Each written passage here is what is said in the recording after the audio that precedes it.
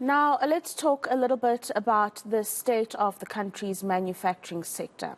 A new study shows that the sector, which has been a major driver of economic growth in the past, is in urgent need of a turnaround. Job creation in manufacturing has dropped from 1.8 million people to at least 1.4 million at the height of COVID-19. Now, this is among some of the key findings of that study, and we've got Iraj Abedian, who is an economist for Pan-African Investments and Research Services, conducted the study. He joins us now to unpack this further. I find it quite the funny conversation, if it wasn't so devastating, Iraj, that we are having a conversation about the manufacturing sector, which is critical, while we sit in stage 4 blackouts. That has been one of the biggest pain points for the sector, hasn't it? Absolutely. And then it's really ironic that even as we conduct this interview, I'm in a sort of load shedding zone and have to make alternative plans. Imagine you have to run a major factory. Imagine you have to have operations that are precision manufacturing, required uninterrupted, reliable energy, such as pharmaceutical, such as petrochemical, such as auto manufacturing, and it goes on and on and on. It becomes a very, very difficult exercise. It becomes uncompetitive. So it's not surprising that we see our manufacturing has been on decline.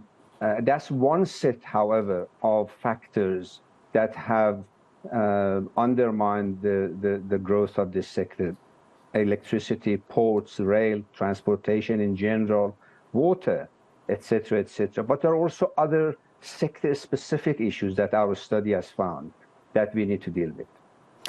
There are 4 important components that the study does look at, Iraj, and one of the big talking points of late has been the localization and increased government procurement. We have seen with the infrastructure projects that are initiated by government, that has been coming through at a very slow pace. So their role in localization and the procurement processes within the sector, how have you found them to be performing? I think, as you sort of alluded to it, slowness that you diplomatically mentioned, in effect means it's not happening. It's not happening at the rate that it should happen. It doesn't happen on the timeline. And all of that means the economy is sort of stagnating. It's one thing to announce there is a whole lot of multi-hundred billion infrastructure projects. It's another thing to make them happen, to make them start.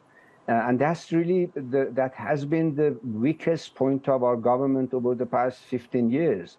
Wonderful plans, wonderful ideas, statements, commitments, but when it comes to action, it's been missing. So our manufacturing localization has really huge potential, not just in South Africa, globally. One of the side effects of COVID pandemic was that it focused the minds of governments that they cannot rely on imports all the time, and price competitiveness is not the only indicator of competitiveness. Availability, social impact, environmental impact, all of those now have to be brought in to the decisions around manufacturing items. And as a result, localization has become very, very economically sensible, never mind socio-politically.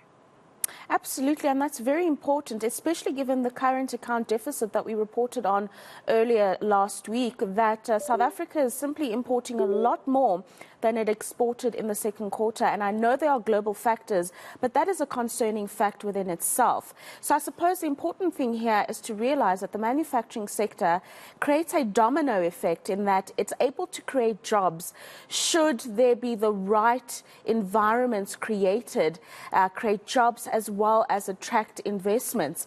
But how do we create a correct environment, just given what you and I have just unpacked over the last few minutes? I think just before I answer that question related to the point that you made, it's important to also highlight that not only manufacturing is important for growth and for job creation, but also manufacturing creates the right type of jobs, highly paid jobs, highly skilled jobs, increasingly at a global level. So that's another reason why we should focus on manufacturing. How do we do it?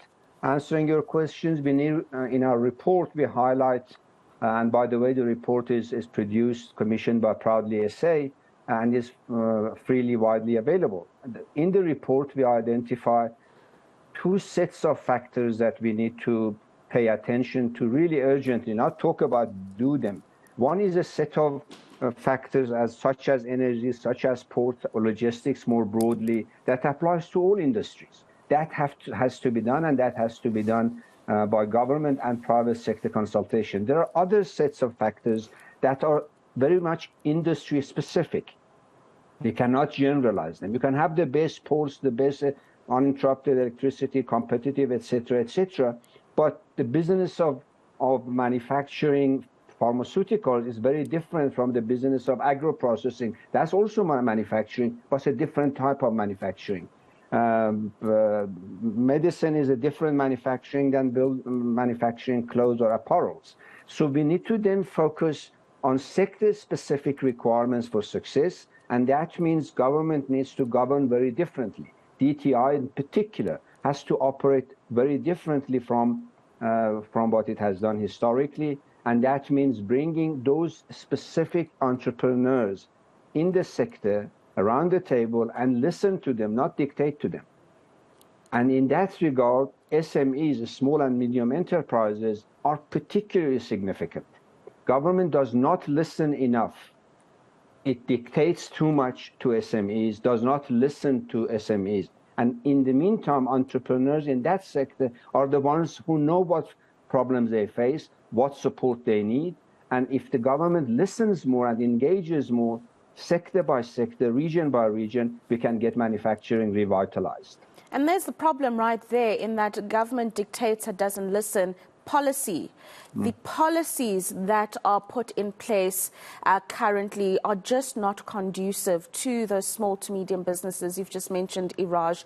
And I think that's an important thing to note, in that we've had the French embassies, for example, indicate to us that they're not going to continue to invest in the infrastructure projects that they wanted to because of, an example, just the delays in visa allocations.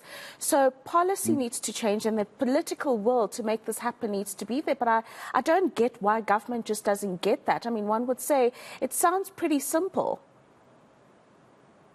Exactly. But that comes with the culture of governance. Governance historically believe that they are the center of knowledge. They know it all. They have all the secret information that nobody else has. And therefore, they were the planners, the doers, the dictators, so to speak, dictating of the industry, policy or agri-processing, etc. Governments globally have to reboot themselves to learn to govern differently. Government departments need to respond to the insights, the knowledge, the day-to-day operations that businesses face, and listen far more and act far more. When visa is an issue, whether it's the French highlighted or local businesses, I know be making French because France is France. But I can tell you, thousands of local entrepreneurs that I interact with, they have the same problem, but they don't get the ear of the government. That visa story should be a 24-hour solution, not months and months and years. And that's just by way of example. Other admin requirements that are blocking investment, they should be issues of minutes of solving the problem, not years and decades. We write, for example, in 2012, 10 years ago, government under now President Ramaphosa unveils National Development Plan. Part of that is capacitating the state, a capable state. We have to ask what happened 10 years later and why is not happening. And that's really what the French are saying. That's what the local entrepreneurs are saying. And of the local entrepreneurs, I particularly want to reiterate the importance of small and medium enterprises that are the creators of new jobs, new opportunities, and new employment for the nation. But they are not getting the ear of the government. They're not listening. They're really not listening at all. But let's hope, Iraj, by some kind of miracle, something will change. That is Pan-African Investment and Research Services economist, Dr. Iraj Abedian, joining us this morning.